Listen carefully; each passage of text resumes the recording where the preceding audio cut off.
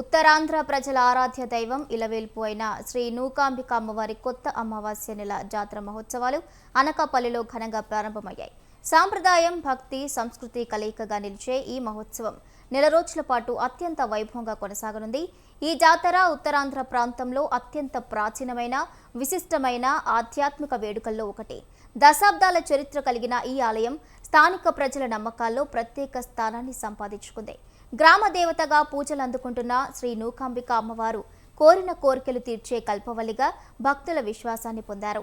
దీనిపై మరింత సమాచారం మా విశాఖ ప్రతినిధి సూర్యప్రకాష్ అందిస్తారు. చైత్రమాసం మొదలైందంటేనే చాలు, ఎక్కడ చూసినా సరే ఉగాది పర్వదినాన్ని పర్వదించుకోవడానికి దాదాపు తెలుగు ప్రజలంతా కూడా ఏకమవుతున్న పరిస్థితి ఉంటుంది. కానీ విశాఖపట్నం, ఉమ్మడి విశాఖలో ఉన్న అనకాపల్లి జిల్లా ఏదైతే ఉందో, అనకాపల్లి జిల్లాలో అనకాపల్లి గ్రామం కావచ్చు, పట్టణం కావచ్చు, ఈ ప్రాంతాలు మొత్తం కూడా ఒక అమ్మవారిని అయితే నిత్యం కూడా కొలుస్తూ ఉంటారు. ఆ అమ్మవారి పండుగని అయితే ఎంతో ఘనంగా నిర్వహిస్తున్న పరిస్థితి కనిపిస్తుంది. అసలు ఆ యొక్క చరిత్ర ఏంటి, అసలు ఆ అమ్మవారి యొక్క విశిష్టతలు ఏంటి అనేది తెలుసుకునే ప్రయత్నం అయితే చేద్దాం. మనతో పాటు స్వామివారు అయితే ఉన్నారో ఆయన అడిగితే తెలుసుకుందాం. స్వామి, చెప్పండి, అసలు అమ్మవారి చరిత్ర ఏంటి, అసలు ఎందుకు ఇంత ఘనంగా నిర్వహిస్తుంది? ఓం శ్రీమాత్రే నమః, శ్రీ మహాగణాధిపతే నమః, శ్రీ నూకాంబికా దేవతాభ్యో నమః. శ్రీ శ్రీ శ్రీ నూకాంబిక అమ్మవారి దేవాలయంలో ఆసాదిగా నేను పనిచేస్తున్నాను. నా పేరు కొంతాల మహాలక్ష్మి నాయుడు. శ్రీ నూకాంబికారి అమ్మవారి చరిత్ర చాలా విశిష్టమైనది. 14వ శతాబ్దంలో ఉంటే సుమారుగా 700 సంవత్సరాల క్రితం నుంచి కూడా అమ్మవారి ఇక్కడ వెలిచి ఉన్నారు. అప్పుడు కాకతాంబిక అని పిలిచేవారు. కాకతీయులు పరిపాలించే కాలం నుంచి కూడా అమ్మవారి ఇక్కడ కోట మీద నూకాలమ్మని కూడా అంటారు. అటువంటి నూకాలమ్మ అమ్మవారిని కాకతీయులు పరిపాలించే కాలం నుంచి కూడా అమ్మవారి ఇక్కడ ఉన్నారు, వెలిచి ఉన్నారు. కాకతాంబిక అలా కమేపీ అమ్మవారి ఇక్కడ పాడి పంటలకు ప్రసిద్ధి. పాడి పంటలు ఎటువంటి పంటలకి ఎటువంటి చీడ జరగకుండా అమ్మవారు కాపాడుతారు. కాబట్టి అమ్మవారి బియ్యాన్ని అంటే నూకలని నూకాంబిక దేవత పిలుస్తూ ఉంటారు. నూకాంబిక, నూకాలమ్మ తల్లి అని వ్యవహారిక నామంతో పిలుస్తూ ఉంటారు. శ్రీ శ్రీ శ్రీ నూకాంబిక అమ్మవారు చాలా శక్తివంతమైన అమ్మవారు. అమ్మవారు మనం కోరిన కోరిక చేస్తే పిలిచిన తర్వాత కోరిక తీరిన తర్వాత మనం రాకపోయినట్లయితే పిలుస్తుంది వచ్చి అమ్మవారు. మర్చిపోయావు నన్ను, కోరిక తీరిన తర్వాత కూడా రాలేకపోతున్నామని చెప్పి పిలిచి మనిషి పడి చెప్తుంటారు. పిలిస్తే పలికే తల్లి అంటారు అమ్మవారు. అమ్మవారు స్వయంగా మాట్లాడతారు. అటువంటి శక్తివంతుడు అమ్మవారు. అలాగే కొత్త అమావాస్య జాతర అంటే కొత్త సంవత్సరానికి ముందు మనం ఉగాది అనే పండుగని నిర్వహించుకుంటాం. కొత్త సంవత్సరం ఎండింగ్ అంటే కొత్త అమావాస్య ఎండింగ్ అనమాట. ఆ ఎండింగ్ రోజుని కొత్త అమావాస్య ఉగాదితో ప్రారంభమవుతుంది. కాబట్టి ఉగాది ప్రదర్శించుకుంటాం. అమ్మవారికి నూతనంగా అన్నీ కూడా ఇవ్వాలనే ఉద్దేశంతో అమ్మవారికి ప్రతిదీ కూడా అమ్మవారు ప్రాచుర్యం పొంది ఉంటుంది. ప్రతి సంవత్సరం కూడా దినదిన చెందుతుంది. అలాగే ప్రత్యేకంగా అమ్మవారికి ఈ సంవత్సరం రాష్ట్ర సంవత్సరం నుంచి కూడా నెల రోజుల పాటు నెల పండుగ చేస్తున్నాం. అలాగే మన నెల రోజుల పాటుగా ప్రత్యేకమైన సాంస్కృతిక కార్యక్రమాలు అన్నీ కూడా చేస్తూ ఉన్నారు. చక్కగా నిర్వహిస్తూ ఉంటున్నారు. అమ్మవారికి కోరిక తీర్చే నూకాంబిక అమ్మవారి గురించి ప్రతి ఒక్కరు కూడా దర్శించుకొని అమ్మవారిని కరుణాకటాక్ష పంచవశంగా కోరుతున్నాం. దీంతో పాటు ఇక్కడ మరింత మంది భక్తులు కూడా ఉన్నారు. భక్తులను అడిగి అసలు అమ్మవారి విశిష్టతలు ఏంటని తెలుసుకుందాం. స్వామి, చెప్పండి, అసలు ఏంటి, అసలు దీని యొక్క విశిష్టత ఏంటి? ఎందుకని ఇక్కడ ఎక్కువ మాలలు కూడా వేసుకొని అమ్మవారిని సేవిస్తుంటారు? మనం ఏ కోరిక కోరినా వెంటనే తీర్చే కల్పవల్లి. ఇంత మా జనాభా కూడా రావడానికి కారణం ఏంటంటే మన మొక్కులు అమ్మవారు తీర్స్తేనే కదా మనం అమ్మవారు ప్రసిద్ధి అనేసి మనం చెప్పగలం. అలాగే మన ఈ ప్రసిద్ధి కొత్తగూడి అవడం వల్ల జనాభా కూడా 4 సంవత్సరాల నుంచి దర్శనం లేక జనాలు కూడా ఎంతో ఎప్పుడా అని ఎదురు చూస్తూ జనాలు పోటీకి ఇలా రావడం జరుగుతుంది.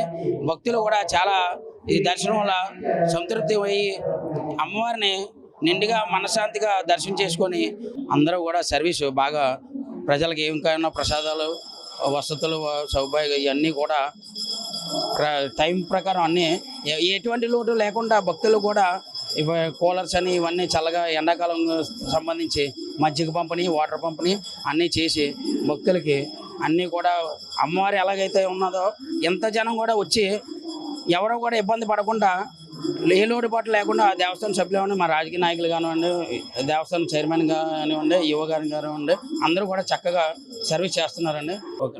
దీంతో పాటు మరింత మంది అయితే ఉన్నారో అసలు ఈ యొక్క విశిష్టతతో పాటు అలానే అమ్మవారిని సేవిస్తే ఏ విధంగా ఉంటుంది, అసలు అమ్మవారి యొక్క విశిష్టతతో ఎటువంటి ఫలితాలు అందుతాయని తెలియజేయడానికి, అలానే నిత్యం కూడా ఇంతమంది భక్తులు వస్తున్నారు, వాటికి ఎటువంటి ఏర్పాట్లు చేశారని తెలుసుకుంటాం.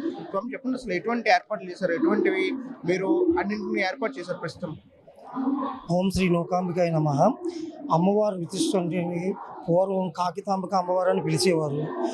ఇప్పుడు కాలక్రమంలో శ్రీ నూకాంబిక అమ్మవారు అవతరించి అమ్మవారిని ఇటు ఇచ్చాపురం స్టార్ట్ చేసుకుంటే ఇక్కడ చేతుమెట్టుగా కూడా అందరూ అమ్మవారిని బాగా భక్తి శ్రద్ధలతో పూజిస్తారు.